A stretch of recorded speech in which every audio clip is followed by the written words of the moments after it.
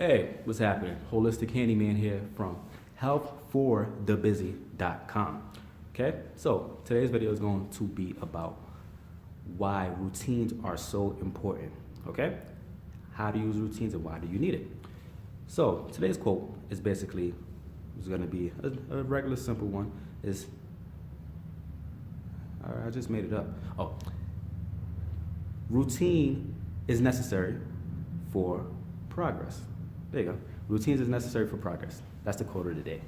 Now, I say this because routine literally helps. Like, I just sat there and like diarrheaed out the mouth a whole entire video talking about this topic, and I gotta make it over because I got rudely interrupted by other construction workers on this damn job. What is wrong with them? Like, I'm making a video. Don't you see I'm busy? I'm trying to inform you with something they want to interrupt me. How rude. But anyways, now I gotta make it all over. So, let's get into this video. Let me put it down real quick. Yeah. Can you see me? You can see me. All right. Why are routines so important? All right. Basically, routines is a partner of your habits. Okay. Habits, if you don't know already, habits are what controls everything that you do on autopilot. Your body wants simplicity. It wants to do the least amount possible, least amount of effort, which is a good thing in most cases. And it tries to do this by remembering everything that you do with patterns. With every single thing that you do and you do it repeatedly, it installs a habit in your brain. And after a while, you start noticing that you don't need to do it the same way you did it the first time. You don't need to use as much brain power, as much thought, as much focus in order to keep the habit going. And this is a good thing because it helps you with survival. Now, giving you an example of a routine. So, brushing your teeth. Do you have to think about every single time you brush your teeth? You pick up the toothbrush, most likely with the same hand, and you start brushing your teeth. You don't think about, let me go this way, that way. It's just autopilot. You do it. You don't think like, am I brushing this teeth? Like, okay, let me go this way. You don't think about it no more. And this is good because if you have to think about every single thing that you did all the time, it really distracts your focus because energy flows where attention goes. If your focus is so sporadic on every little thing that you do, you will be susceptible. I'm getting tired of saying big words. You're primed to be able to be attacked by a predator because that's how your brain thinks.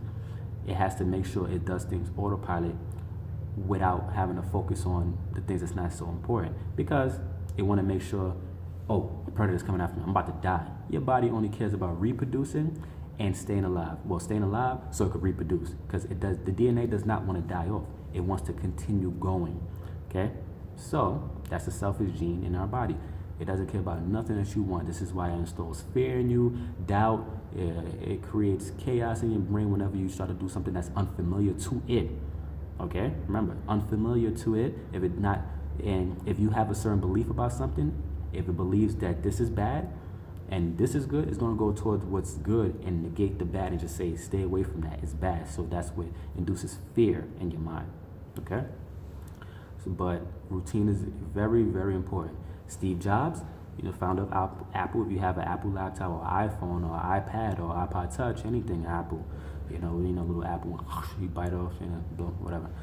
If you have any of those products, if you know the founder, which is Steve Jobs, the late Steve Jobs, he passed away, God bless his soul.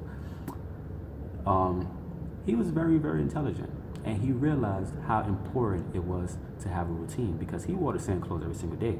You look at me, everything I wear is the same thing. I wear the same clothes every goddamn day. Like, granted, like I change a couple clothes here and there, but throughout the week it's most likely the same thing because I have a set routine in the morning that helps me prime my day for my success. So it can help me do what I need to do and focus on what's at task, which is my job. Because if my attention slips just for a minute, there's a possibility that I could probably lose my life. Because there's a lot of things that's dangerous in this business. I have to climb scaffolds.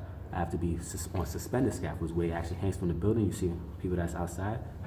It's dangerous. Climb ladders. I have to make sure that I'm not in a line of, like with material overhead and things like that. Got to make sure my focus is at point all the time.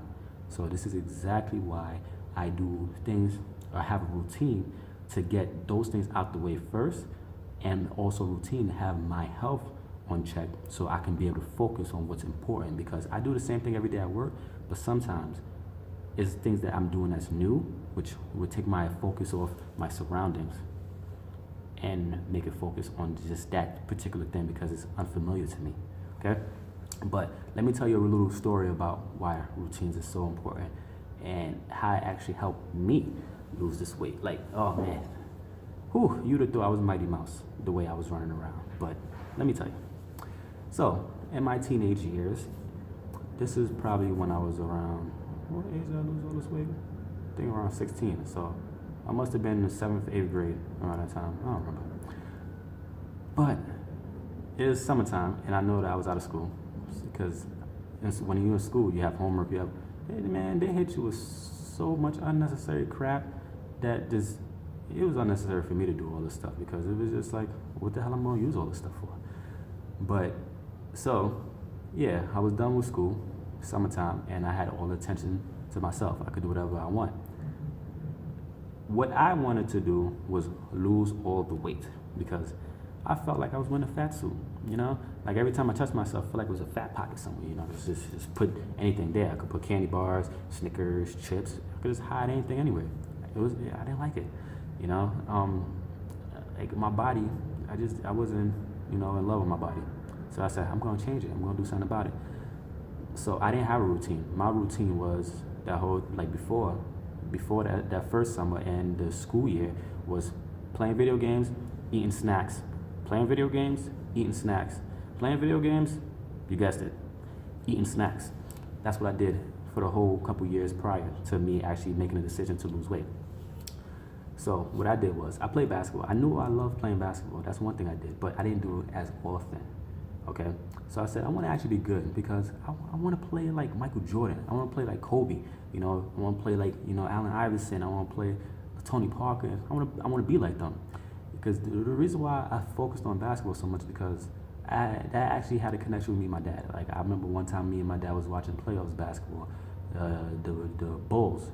Like I didn't have much time with my dad because, you know, my whole life situation. I tell you like how I grew up, where it was always home to home.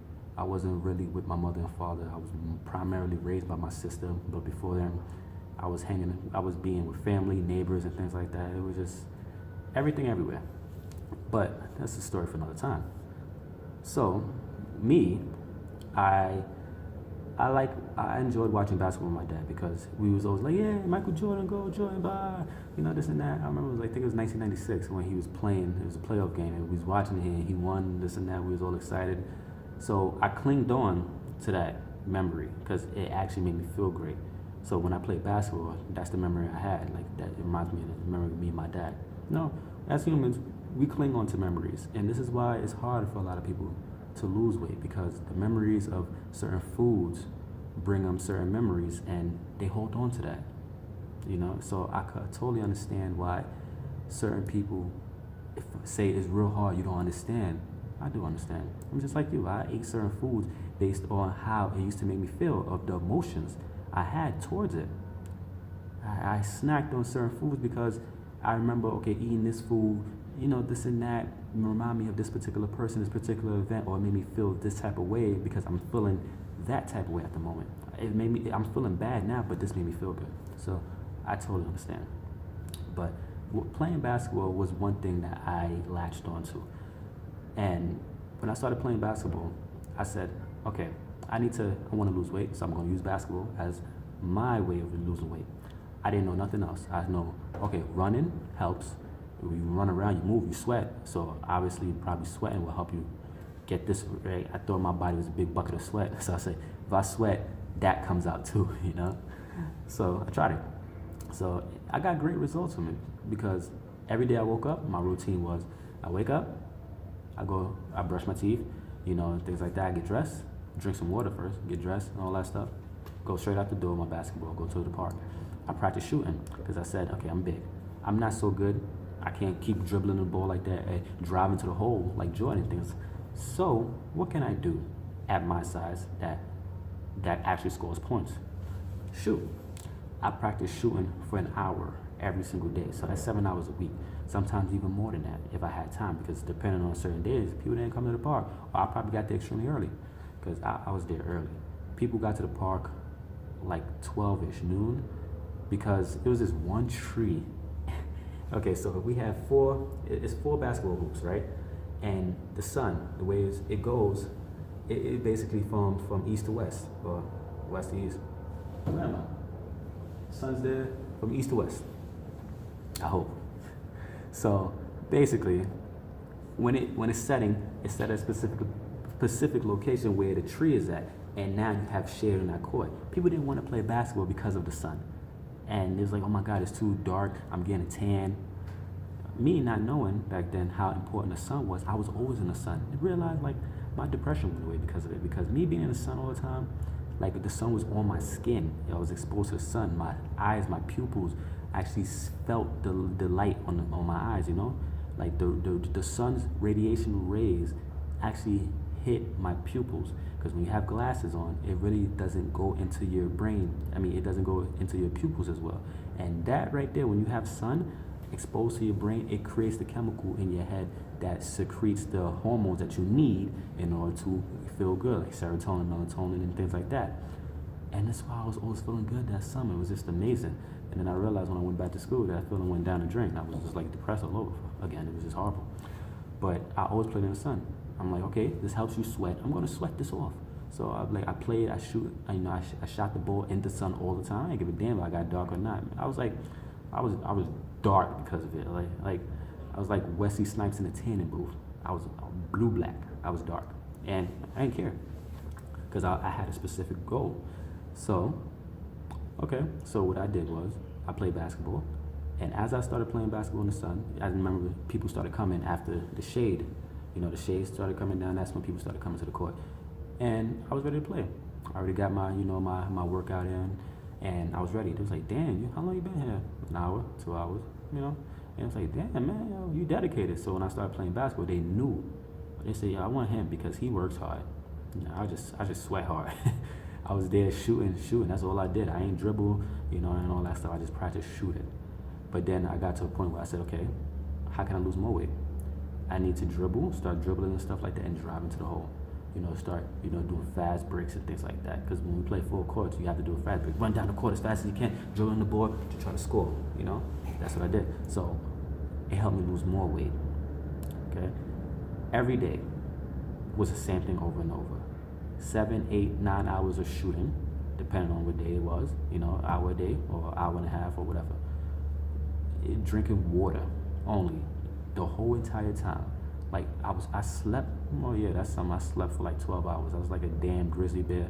I was like a lion after he got his meal, So it's like, I just want to sleep. 12 hours, 12 hours sleep. And then when I wake up, I play basketball for about 8 hours. And then when I come home, I eat. Eating was like a 10, 20-minute thing. God damn near hell my food. It was like me putting a vacuum there, just sucking the thing up and it's going straight into my mouth. I ate real fast, which is bad. Eating real fast is not so good for you. And then I played the game, but I didn't play the game as much. I'm more focused on, after that, just showering and laying down in the bed, watching a little TV, sometimes play the game, and go to sleep. And I did this repeatedly for 2 months. I lost a lot of weight. I didn't have a scale. I just used the mirror. I knew I was one size. I dropped so much weight within that 2 months. It was ridiculous. And then it got to a point where my sister was like, oh my gosh, you lost a lot of weight. You getting like, you look sick. People will say these things to you because they're not used to you being a certain way, okay? Especially when people, like, if they see you one way and then give it a couple months or years and they see you another way, they're gonna say something because they're not used to this, okay? And this is the gene of your body. Whatever is unfamiliar to it, it will see it as a problem, okay? Without even thinking, it's subconscious. It just happens in the back of your head without you even noticing.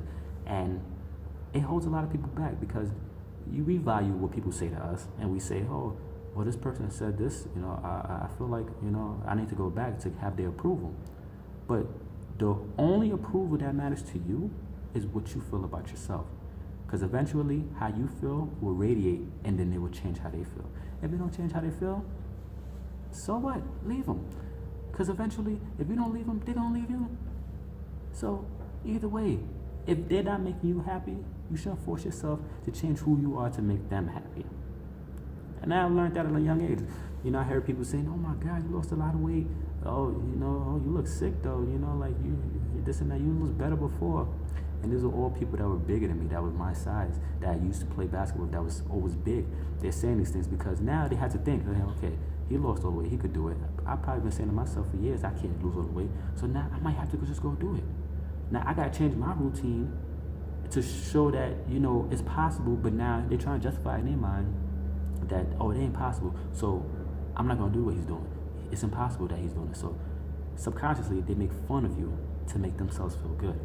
Just remember that. Whenever somebody make fun of you by anything, it's not you they making fun of. It's themselves they're making fun of. Because now they know they have to change themselves because they seen you do it. They tried so many times it failed. They called it a failure because they couldn't get to their goal. But they didn't call it a learning experience because they didn't get to their goal. Okay? So don't allow nobody to tell you, you look this way, you look that way, and things like that. You know, don't allow them to change your mind about anything because you are the only person you need validation from. Okay? But when I lost all this weight, I felt amazing. You know, my depression went away. I was able to move more. I felt more confident, extremely confident, and it opened a lot of doors for me. Like before, I had all doors closed. It's like 100 doors popped up, and like everything was open. Like just, yo, come in, come here, come over here. Just had opportunities to do a lot of things, and it just felt so good to be able to have that confidence in myself to do more in life. And that's what opened me up to doing martial arts. Because if you look at my last video, I talk about everything is simple before it gets complicated. And that is so true because if you focus on the bare minimum, well, I'll put the video down in the link below. Or, you know, at the end of the video, it'll pop up on the side somewhere. But if you focus on the bare minimum, you do get the most results. Because every person that mastered a certain type of skill or craft, they become an expert after 10,000 hours. Now, generally, we don't want to be an expert at stuff. We just want to be good. But remember, the experts mastered the basics and they mastered the advanced stuff. How about we just master the basics? You know, how about we just be good at the basics? Because the basics, it pretty much gives you the best results. The advanced stuff is more flashy, what a lot of people can't do, and it takes more energy just to get you somewhat of the same result. Okay, so this is why I like to focus on basics with anything when it comes to weight loss, martial arts, work, fitness, anything. Focus on the basics because you do not need to be an expert at everything. Just be an expert at something that you truly enjoy and you love, but master the basics. Okay, this is why routines are so important because it helps you with your habits, it helps you stay focused, it helps shape your subconscious mind, and it helps you get more done. Okay, you will get a whole lot more done with just focusing on the basics and having a routine. All right, I talk more about this on my blog, so if you want, go to healthforthebusy.com. Okay, and look at the blog section. I have a couple articles there, a couple videos, and you know, give more detail and basically give you protocols on how to do things step by step. You know, tips and things like that. You know, it can help you for sure. So if you haven't already, go check out the blog, healthforthebusy.com. You know, it's in the description below. My last video is in the description below. Most likely the video that I'm talking about now is gonna pop up right over here maybe. And that's the last video I made, so watch it. I'll talk to you next time. So if you like the video, you know, like, comment, share, or whatnot, this and that, blah, blah, blah. And I'll see you next time. Later.